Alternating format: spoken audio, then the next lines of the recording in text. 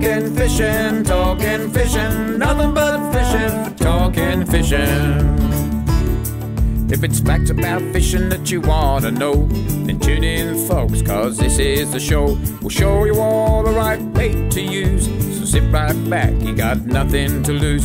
Doesn't really matter if it's trout or carp, flathead, marlin or a gummy shark. Listen to the guys and you can't go wrong. They'll be talking about fishing till the cows come home. Talking fishing, nothing but fishing, we're talking fishing. Welcome everyone to Talking Fishing, a big show coming your way with a special guest in the studio. We're talking science tonight. Everything you need to know about snapper and whiting stocks, how the seasons are going to fish in future years. You're going to hear it all tonight on Talking Fishing. We also look at Mornington Pier, smashed by the wind again on the weekend. There's so much to talk about tonight, so let's get into it with a big welcome to the man who travels by kayak, Adam Ring. Welcome, Ads. Thanks, Dave, and I can give you the tip. I definitely left the kayak at home last weekend, but it's not all doom and gloom. We've got pretty warm temperatures by the end of this week again, so we're not quite done with some good weather yet. And some pretty calm seas as well coming up. It's pretty good times, and we're still in April. We've still got warm weather, and who knows what May will bring. Probably snow and sleet and no fishing, so make the most of every single opportunity. It's always a big welcome to the man all the way from Shepparton, Stephen Victor Trelfall. Welcome, Trelly. Thank you very much, David. Good on you. Yes, some nice weather. We're starting to cool down now, so up our way we get rid of the jet skiers and the skiers off the water, which is a really good time of year for us fishermen. They all go home, and we start fishing at harvest now, so yeah, good stuff. It's a good time of year. And our special guest tonight, he is no stranger to talking fishing, the man who knows more about our fisheries than anyone on the planet. It's a big welcome, don't laugh, Dr. Paul Hamer. Was that a good pump up, Paul? Oh, you always pump me up, mate. Yeah, look, mate, what you don't know about snapper is not worth knowing. Yeah, well, they have taken up a fair bit of my life over the last 20 years, as you'll find out during the show. But yeah, look, just coming off a lot of night survey work, so we'll talk about that tonight. And yeah, it's been a fascinating year, I'll tell you. Yeah. For sure. What other species do you research? Like, we know that you do this snapper thing every year, and you talk about the recruitment, which is the new fish coming into the system. But what other species? Oh, these days it's pretty much everything. You know, we won Gippsland Lakes a few weeks ago, talking about dusky flathead down there, which was really good. Sand flathead, you were at King the George Dusky Whiting Flathead Symposium. That's right. Yeah. Wow. Yep. I learned a lot about dusky flathead. So, you know, look, whatever they throw at me, I'm happy to tackle, and I'm just fascinated by fish and what drives their population. So, you know, new species, it's all new learning for me. So yeah, I love it. Do you do the whiting stuff as well?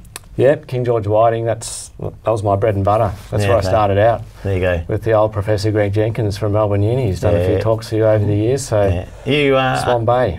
You're a doctor. You're aiming for professor, or? Oh, look, I don't know if I could carry the beard as well as I've been to as a professor. And what, the arm patches on the cardigan? Yeah, no, I don't think my wife would go out putting leather patches on my arm jumpers. If you make it to professor, I'm just going to, I'd be picturing Gilligan's Island all the time, and Ginger and Mary Ann. So stick to Dr. Paul Hamer, that'd be good. Folks, let's have a look at what's being caught by the people at home. It's time for Catch of the Week. Catch of the Week, brought to you by Shimano, providing reliable, trustworthy, quality fishing gear for your enjoyment.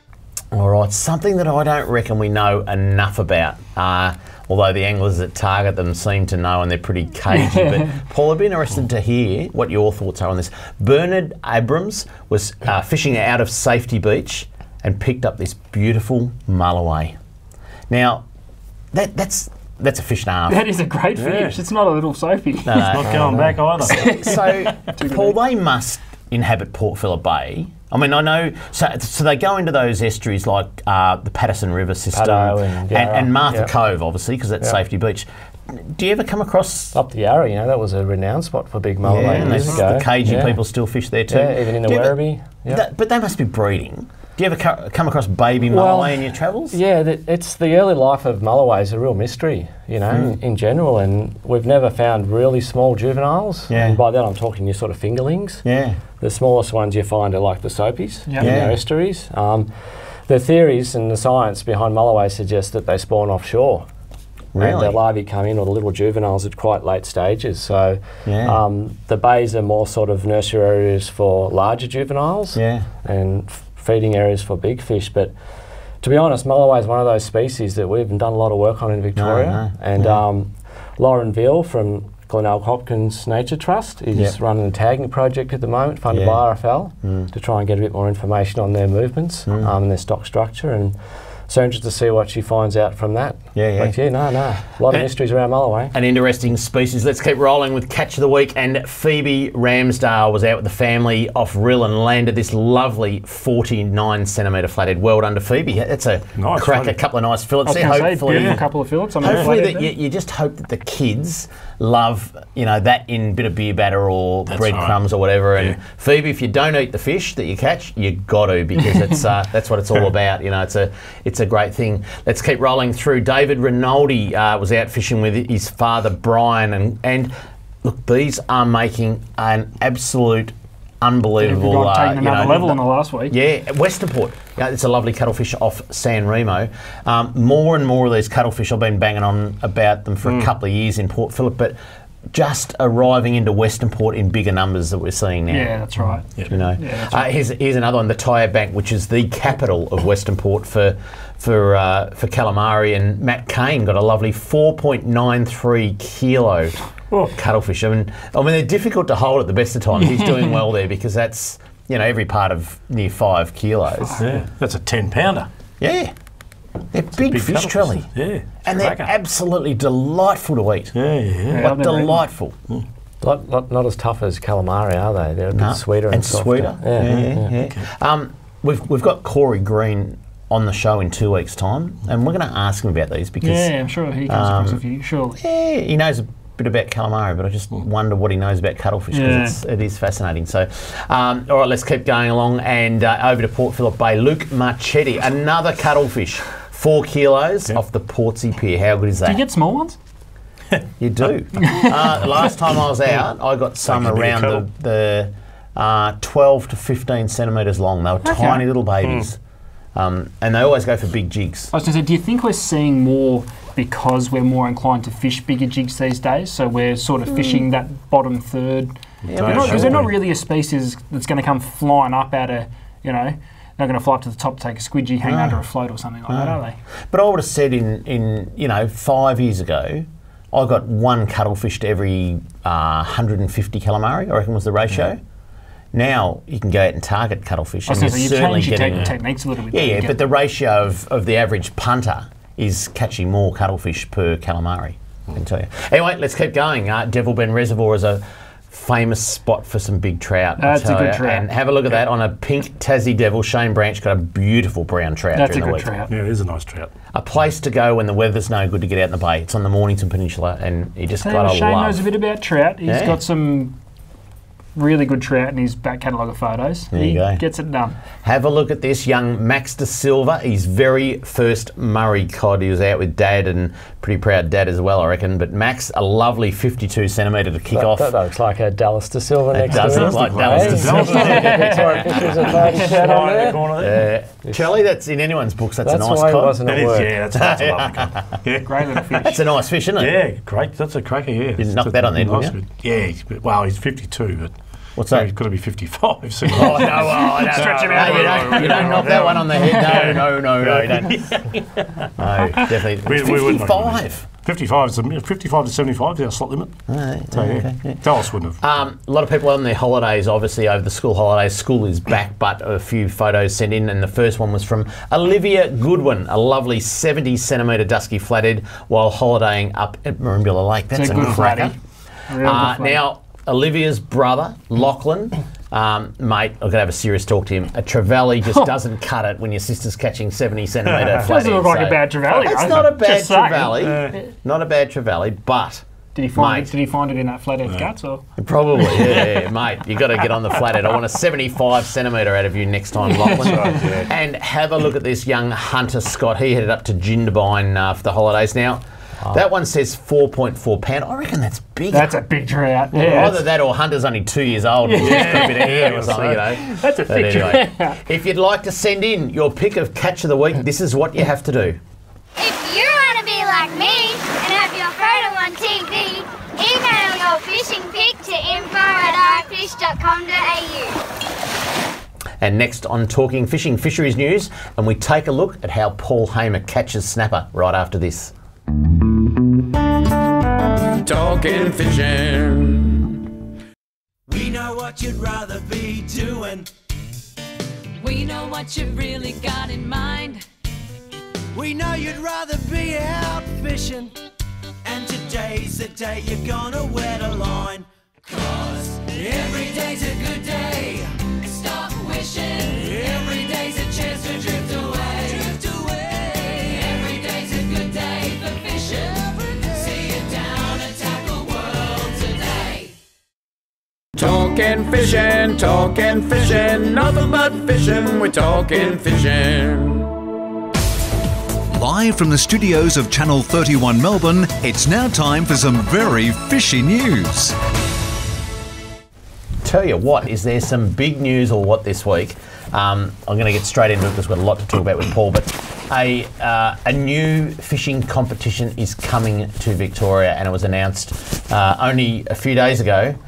New fishing bonanza to lure visitors to Ngambie is the headline, and we've got a video to show you about what it's all about.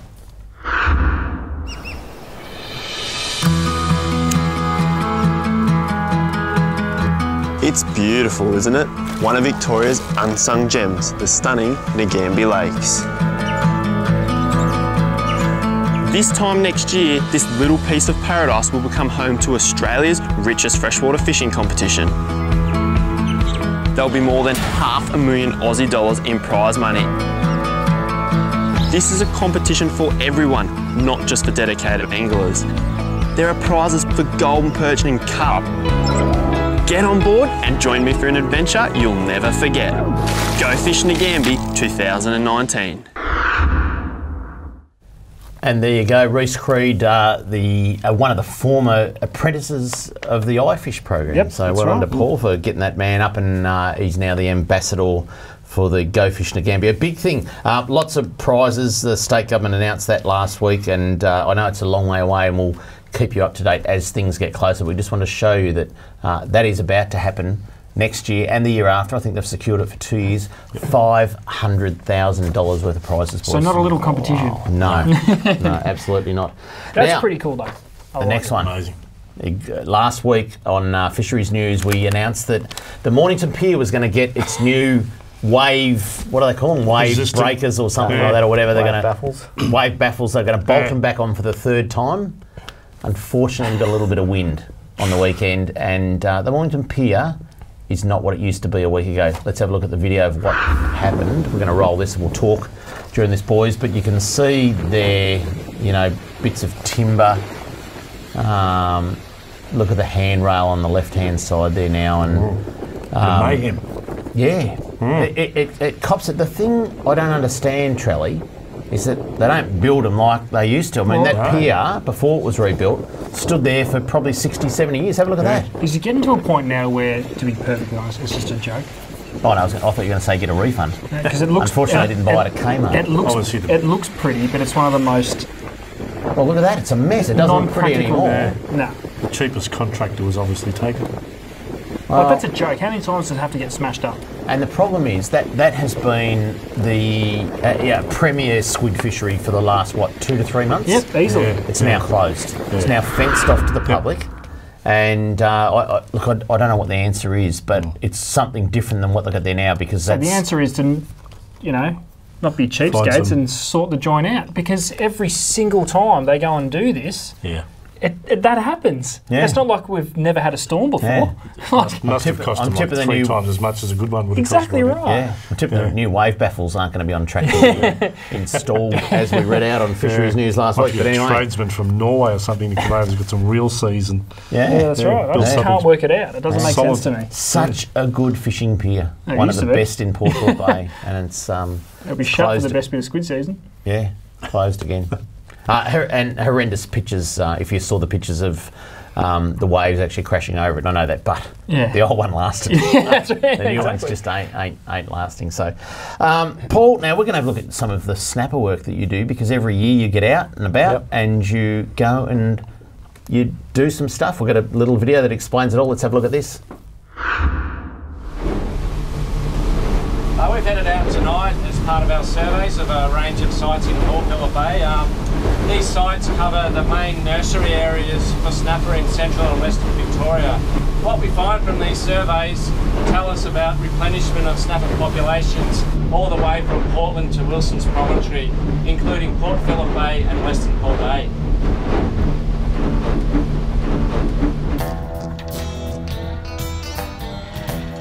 We come out at night to survey, as this is when the juvenile snapper are more effectively caught by our small trawl net.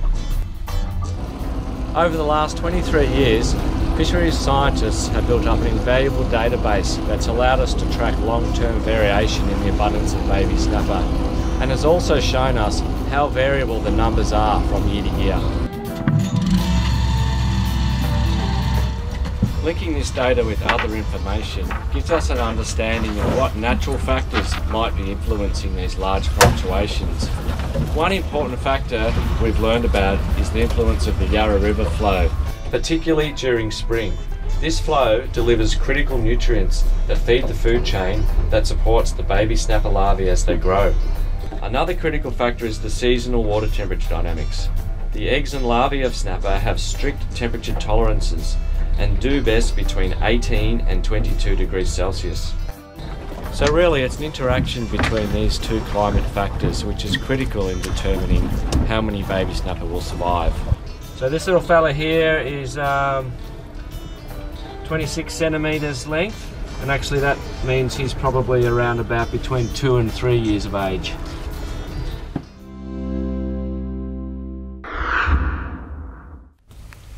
Fascinating work there, Paul. And what time of the year are you doing that snapper survey? We pretty much kick it off in the middle of March. Yeah. And, you know, we like to go out on the nice nights. Yeah. The hours suck. Look, Port Phillip Bay at night, if it's calm, it's a beautiful place to be. Yeah. The city lights, I mean, it's just tranquil out there. So I should look forward to it. But middle of March to finishing up first week of April. Do you do it the same time every year, roughly? Yeah. It's important that these surveys are very consistent in everything we do. Like within a couple of days or a week, or like do you have some boundaries around that? Within the same 2 to 3 week period every year we run the survey. Yeah. Now, you've got some fish here. Yeah, here's some of this year's offspring. So these little guys would have been spawned around from sort of November. These bigger ones, and these other ones probably late January into early February. So you've... there's quite a size range this year. Correct me if I'm wrong, but have you determined that there might be 2 spawnings a year? Or is it just a constant sort of thing, like throughout those warmer months?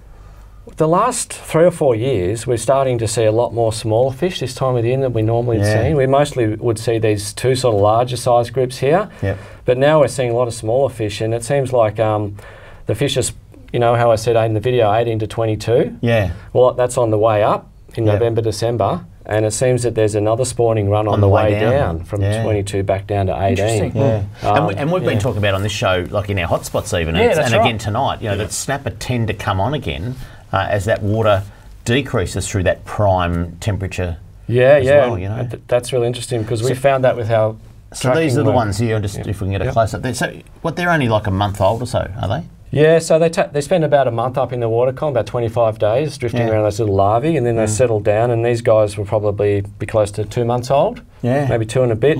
These guys will be about 5 months old. Wow. They grow really fast. They grow quite quick. They do. They really motor over summer. Yeah. Roughly 1 millimetre a day probably they're putting on. So they... You know, these guys here have got an advantage over these guys heading into winter because they're going to hit it at a larger size. Once the water temperature cools, the growth rate of all fish slows down. So, being spawned earlier is more of an advantage. But we'll see next year when we go out again, we'll be catching these as 1-year-old fish, and we'll be able to gauge, you know, the range of sizes and how well these ones survived. But it's a really good sign to see such a broad period of spawning that was successful this year. Yeah, amazing. With your so basically we saw a bit of that video there where you're trolling the net. Now the photos of the net under the water seem to be quite shallow water. What sort of areas and depths are you doing your troll surveys? We trawl anywhere from around about 6 or 7 metres out to the centre of the bay, 24 metres. Oh, do you? Yeah, but the main, that was in daylight, obviously. Yeah. You wouldn't be able to see the net. So, but most of the highest abundances of these little young snapper are from around about 10 metres out to 18. Yeah. So they like this sort of intermediate depth zone where it's not that real fine silt out in the guts of the bay, but it's that sort of sandy intermediate sediments which tend to have the right food and habitat for these guys. Yeah, there you go. Yeah. And you do this same experiment, so same location, same amount of trolls, same length of trolls, same time of year, every year? Yeah, the beauty of this survey is that it's perfectly consistent from year to year. We've used the same net, the same sites from when I started back in 99, 2000. Yeah. So 19 years now. I'll be up for 20 years next year. I hope I get a watch from Fisheries. So, you know, like it's been on next week, we'll hit him up. It's been a really, it's something I look forward to every year. Because every year I find out something new. Yeah, I learn something new. And was someone doing this before you? Because I think there's about 30 years of records, is There's that right? 26 years of data. So prior to this, there was another trawl survey that caught these fish when they were 1 year older, a larger size. But those two surveys overlapped for about a decade. And so we're able to use that, extrapolate that data and standardise it back to these ones, which you can now extend our time series back 26 years. So we've got from 1993 data right up to 2018. How they go in freshwater? They survive in freshwater, do they? They can go up to fairly low salinities. Like we get them right up. I've done surveys in the Gippsland Lakes, and you get them right up into the top end of the lakes. But generally, not below 20. Ourselves, we done a little bit of experiment ourselves tonight. Have you? That we're going to tell Dave about later on. Oh, really? Yeah, the results. Yeah, the results. Yeah, that's right. The results of that. Yeah, that'd be interesting. Yeah, I'll be interested in that, Charlie. God knows what you've been playing. But after the break, we look at the results of Paul's latest snapper survey because he knows the answers already. Get ready to pop the champagne right after this on Talking Fishing. Talking Fishing.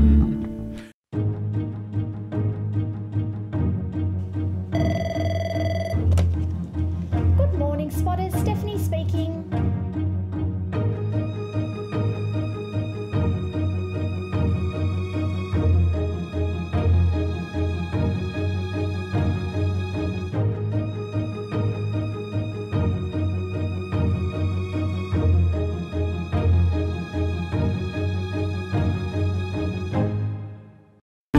Product of the week, brought to you by Tackle World. Talking Fishing.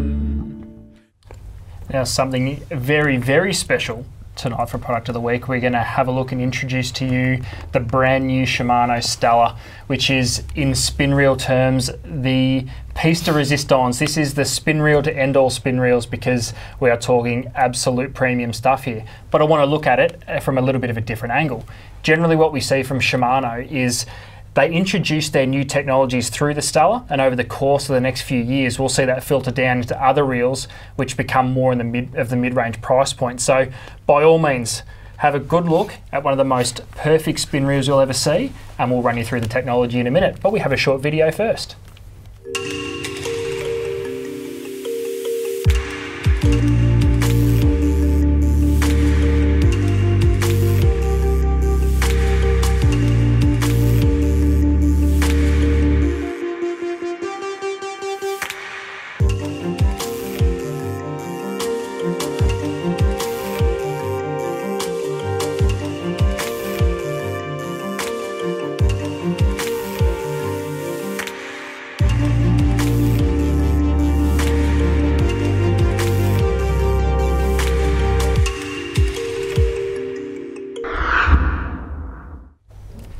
Now, we're not going to cover every single one of these technologies because we're under very tight time restrictions tonight, but I want to focus on a couple.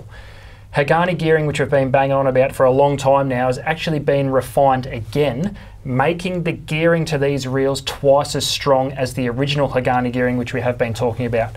Basically, that means in a 2500 size reel, you are getting the power and the gearing power of a 4000 size reel, making small reels super strong. That's right. We're just going to see reels get stronger and stronger as this continues to go. So that's now a refined process of Hagani. The other big one for these, I guess, is They actually pulled apart the old Stella, and they identified that there were 11 different points in that reel at which play could occur over time. And what they did, they actually redesigned each 11 of those points and created this reel that is now super silent. And it's designed to stay quiet for a long time. You know, when you said it's the piece to resistance, this is it. The Maserati. Yeah, this is it. That is the most perfect reel to wind. That's right, and it's just the attention to detail. Yeah. We've seen some really, really big technological advancements in the last 10 years, let's be honest. But what they've done now is taken something that was already the best and said, how do we make it better? So we see now what they are calling silent drive, and that is that process of identifying those 11 points through the best fishing reel ever made to refine it again and make it better. That's silent drive. Now, my tip is we'll see that in other reels later on. The Hagani process being refined, we'll definitely see that. It also introduces some of the other older ones that we've spoken about with X Protect, which is a waterproofing feature. There's a little chamber that sits inside that reel aimed at trapping water so it doesn't make it to those main gears. This is just a piece of machining brilliance. So what models come and have a look. Does it come in?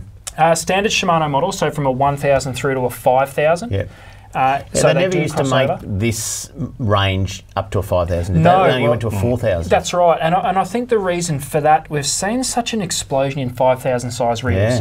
Because they are a compact 5, very similar to our 4,000 size, a little bit more line so you can fish your next size class above, but you get the big power handle with it as well. So I think the majority of this range is available now. We're still waiting on 5,000s. 2.5s and 3s, which I've got here, they're definitely on the market. The 4,000's just arrived.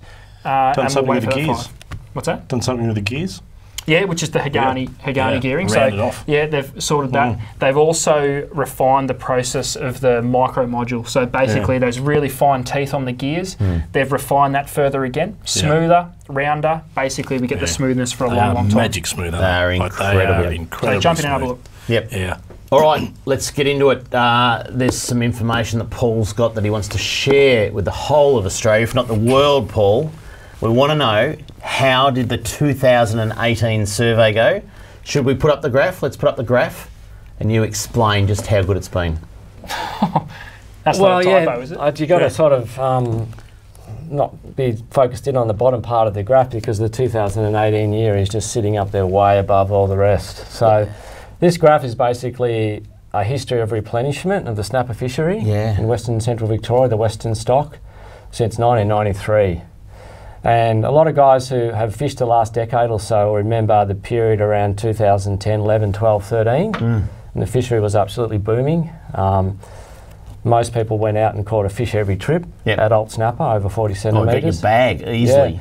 And that was because of the 2001 and the 2004 groups of fish growing into the fishery by that stage over 7 years. So you can see where 2018 sits now. So it's been pretty ordinary between 2004 and 2018 in the scheme of things, hasn't it? Yeah, like, I mean, every year, as I said, every year we do this, we get a new point and it puts a new perspective on the reproductive potential of the stock. So, I mean, this year was a really critical one for us, because you can see 15, 16, 17 were pretty poor in terms of spawning success. So we were looking at a potential bit of a decline in the fishery in the long term if we had another poor year this year. So that's very welcome news for all fishers.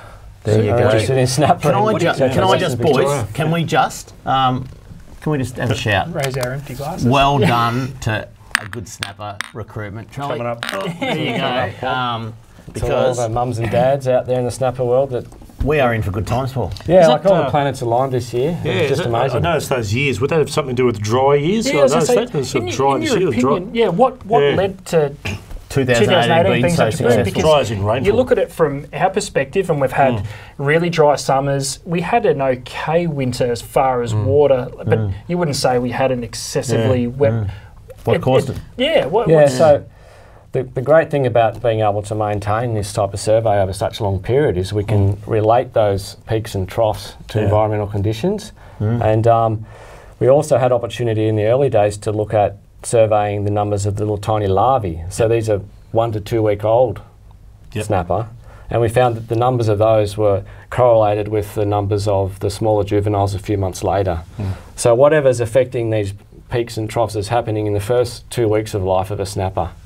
And at that stage, these little tiny fish are very vulnerable to starvation, and they're trying to find tiny microscopic little zooplankton, microscopic crustaceans that you saw in the video. And if that food ain't there, doesn't matter how many eggs are spawned, the larvae will die at a high rate from starvation. And so the link with the food comes back to the river flow and the nutrients feeding that food chain. And what we found through the history is that if we get too much flow, it's too much of a good thing, and the plankton community that feeds those larvae doesn't, it flips over and it doesn't create the right conditions. So we're looking at these middling flows, and that's why low flows don't provide enough nutrient, high flows too much. Middling flows during November, December are perfect, and around about 1,000 to 1,500 megalitres per day on average through November, December, through the Yarra, tends to give us good year classes. And this year we had 1,200 megalitres per day on average. So water temperature's probably a lot to play with it. It's the flow, it's the nutrients coming in, and the temperature is also important because that's the time when the fish spawn. And so the two have got to line up. So you've got this sort of mismatch that happens. When it matches, planets align. Great. And we get that happens this year. Now, Paul, you also do a lot of work in the whiting area, and I know we're going to keep punching through this because we've got a lot of information to get through. Let's have a look at some of the work you do with whiting.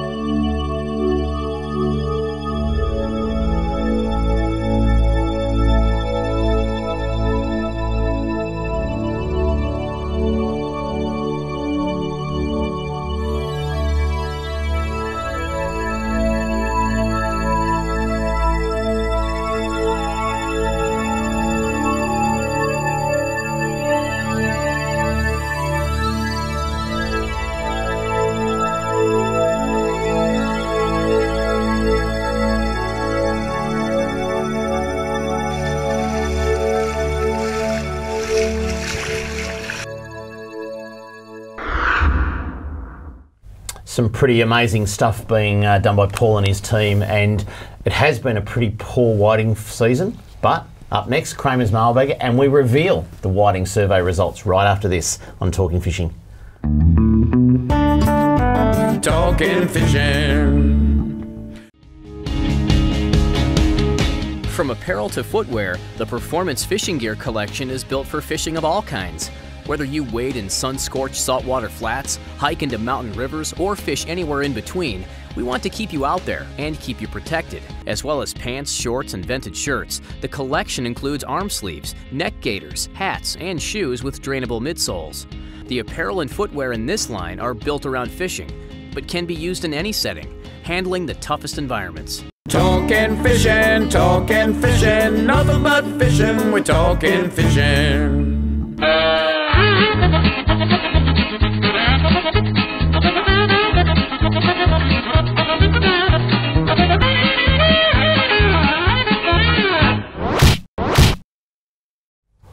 Very quickly going to run through mailbag before we get back onto Paul Hamer's work, so important. The first one, Roy Kusani sent in, "G'day guys, here is a sample of a freshwater jellyfish common to Goffs Bay area of Lake Eildon. Thought you might like to show it, the size of about a 10-cent piece." Now I actually said to Roy, don't send, we won't do it this week, we'll do it next week, which is this week, because we've got a scientist in the room. Paul, can you tell us about freshwater jellyfish? Well, I reckon that is one for a start. But apart from that, not much else. I could phone a friend. I do know an expert in jellyfish who lives in Perth, so maybe we'll have to put this one off to next week again. Yeah. Did you know that there was freshwater jellyfish? No, not really. No, didn't. Abundant in Goffs Bay in Lake Eildon, apparently. Bay. So, Yeah. I don't think they're dangerous or anything like that, but anyway. Magic mushroom spawns. Next one up. Thank you to Marlene, to Adam, to Danny, to Ezio, to Chloe, to Dwayne, to Tony, all the people. Hey Kramer, we're watching you talking. You forgot to cut off your shirt cardboard tag. It's swinging away. Look, someone...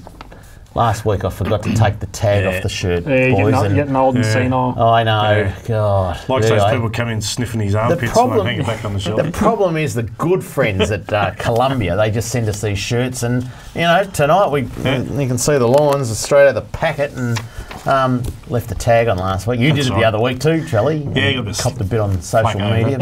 That's sold that one. Gone, some lucky owner. Is it true that in Shepparton you get another $10 if they smell of your BO from being on Talking Fishing? Is that true or not? Don't know about that. Might be a certain kind. All right. And last but not least, because we're going to get through, Poya Madani wrote to us, hello, was wondering what kind of fish species I can catch off Lagoon Pier, Port Melbourne. Any answers to that one? Lagoon Pier, heading towards Laverton, snapper. I guess. Yeah, they get quite a few snapper off there, but salmon also. Yeah, they catch quite a few salmon off that one. Yeah, so, yep. There you go. Poya, get out and get some snapper and some... Salmon. There you go.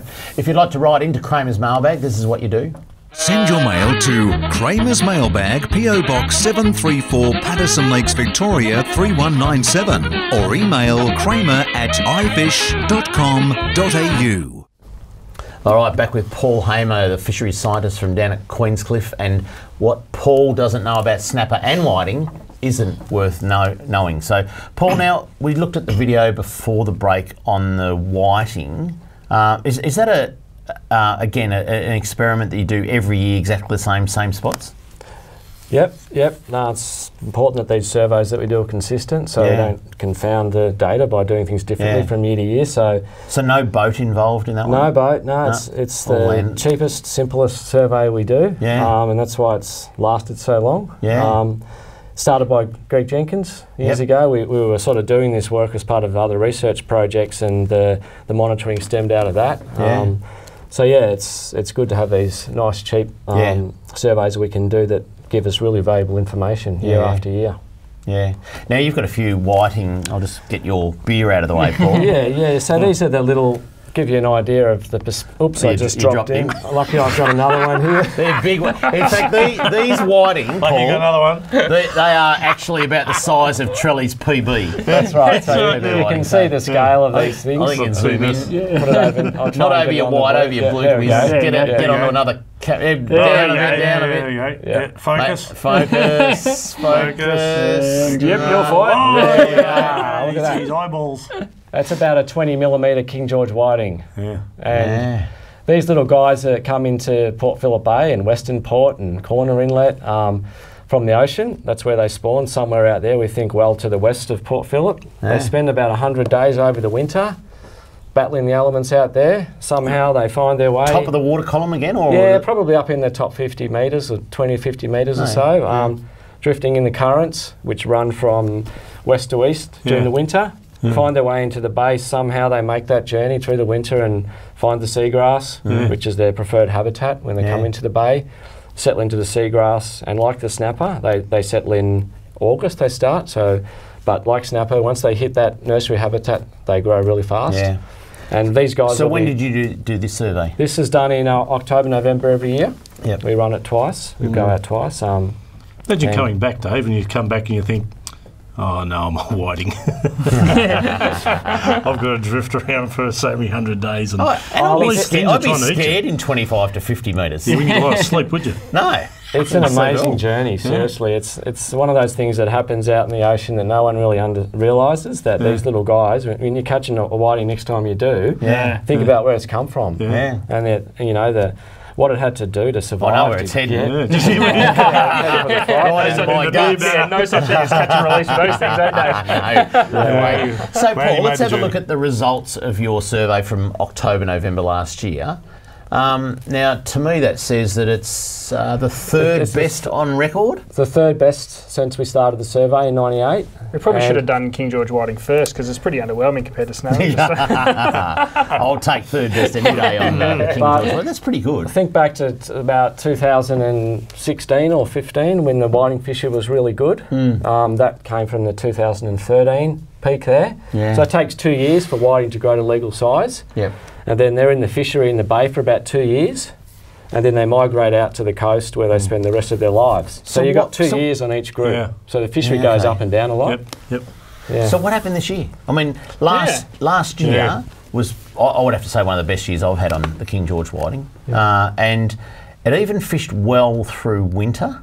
Yep. Probably got to about August and something happened and it just, you couldn't find a whiting. And you still can't in Port Phillip Bay to an extent. It's back to their life cycle. happened. What happened? They realised there was no nets being dragged through. They said, how good is this big open bay? And they all spread out and they couldn't find them. No. What do you reckon? We've aged a lot of fish over the years in the bay and we rarely get a fish over 4 years old. Yeah. And so what we reckon's happened is that the normal thing is that these fish have spent their time in the bay from that 2013 big pulse. They've moved out to sea. We'll never see them again. Yeah. People down at Polar Bay in Portland will see them though. Yeah. They'll have some good fishing on those fish down there. But that's it. The fishery in Port Phillip and Western Port, it fluctuates. Corner Inlet's the same. So we're going to wait, that 2013 year class. That's gone. It's gone. Yeah. And then you really got to wait for the next one, which there was a couple of poor ones there. Yeah. We really got to wait for another good year class to come through. 2016. Yeah. 2 years. 4 years, it'll be next So year. we're looking at next year. Yeah. Next summer, that 16 group will start entering the fishery at around 27, 30, low 30s. So we should have a couple of years in a row then, shouldn't we? And then we'll get the 2017 one overlapping. Yeah. So like 1920 is going to be bumper. Yeah. And 2021 will be good too because the That'll 17 be the big fish again. We'll get bigger. We'll have bigger fish, and it'll probably extend into 2022. So we've got 3 or 4 years of whiting fishing from next summer onwards. That'll be pretty phenomenal. That's promising. That's good news, but I guess it's frustrating because when they're good 1 year and then poor the next year, you just go, what went wrong? But if they've left the bay, well, that explains it. You know, that's the value of this sort of information. I mean, we can explain what's going on. Yeah. Unless we know nothing went wrong. It's just just the cycle of things. And you know, we also know that the amount of these little guys that end up in the bay each year is related to the wind patterns on the coast. Westerly winds push those currents, push that water up into the bays, push those larvae in as well. So I don't know how many times I raked the leaves off my back lawn this spring. And I was out there every time raking them. It's going to be a good whiting season. We're going to see lots of baby whiting this year. And it never fails. So, you know. Funny how you blokes think, you scientists, but anyway. Coming up next, this week's Hotspots will be back shortly on Talking Fishing. Talking fishing. G'day, Callan here from Paul Worsland's Tackle World Cranbourne. Supercharged batteries have been supplying maintenance-free marine batteries since 2001. The Seamaster Gold range is second to none, delivering superior starting power and reserve capacity. No need to top up with water, truly a fit and forget battery. With up to 2 years replacement warranty, you know you have quality. Your battery is your lifeline. Without it, you're dead in the water because it's bloody hard to push start. I've got a Seamaster battery in my boat. Make yours a Seamaster Gold today. Talking fishing, nothing but fishing, we're talking fishing. And now the segment you've all been waiting for.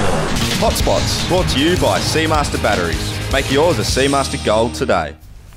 And let's get into the hotspots because the all-important hotspots will help you catch a fish this weekend. I think we've got some pretty good weather heading our way, boys. Let's kick it off with snapper, Paul, and 19 metres off Carrum. It sounds like it's October or November, but as we said earlier on, the temperature is on the decline, passing through 19, almost to 18 degrees right now, and the snapper are on off Carrum. That's right. They've had another session on the spawn and they're hungry, ready to leave. Yeah. So that's where we get it. Yep.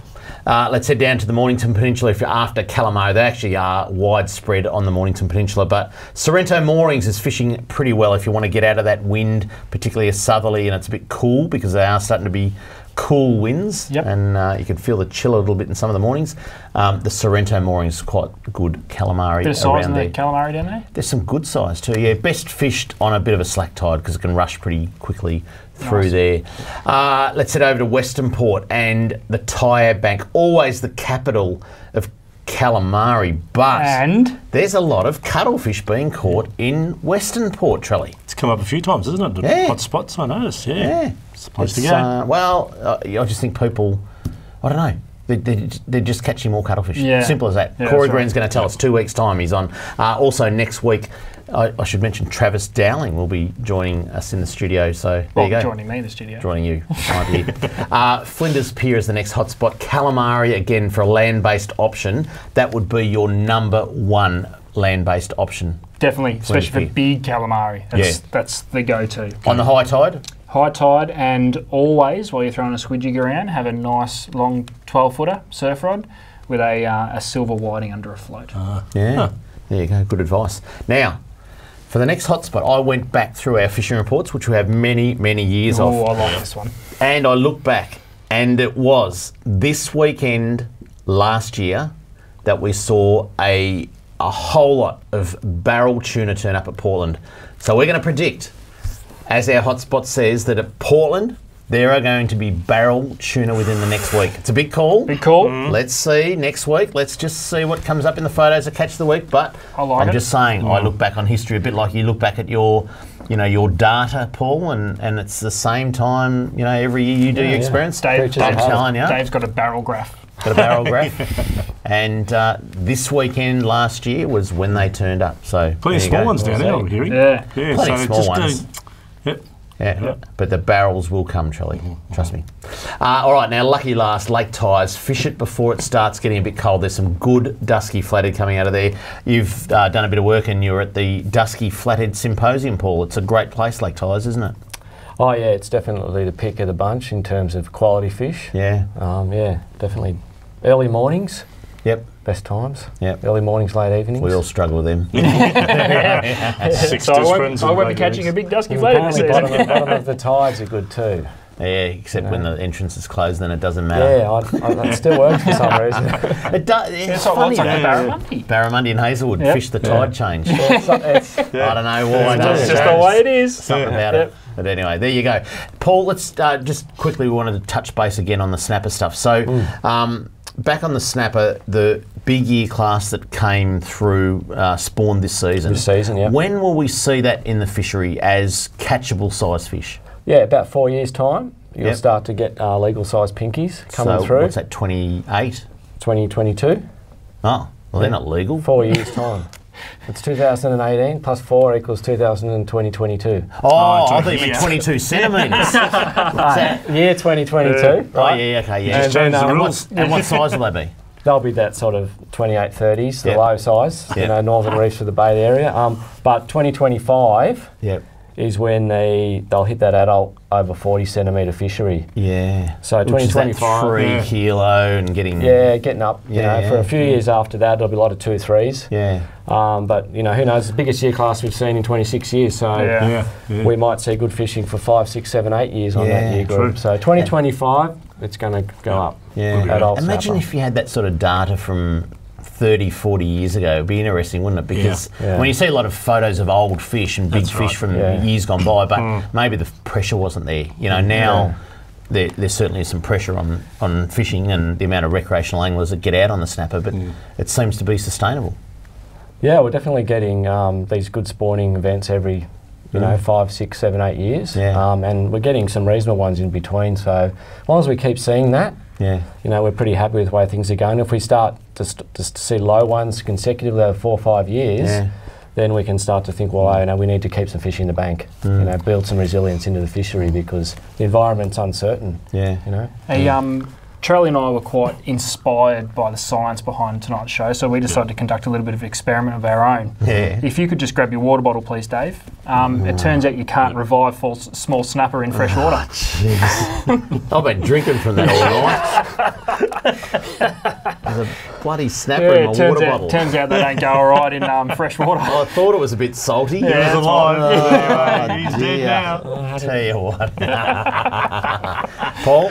I didn't do it. That's one of your fish. Well, he saw you do it. I need that. In fact, I don't know, you probably can't know. I think you actually... It's floating. It's far from legal. No, I was actually going to say, it's another... There he goes.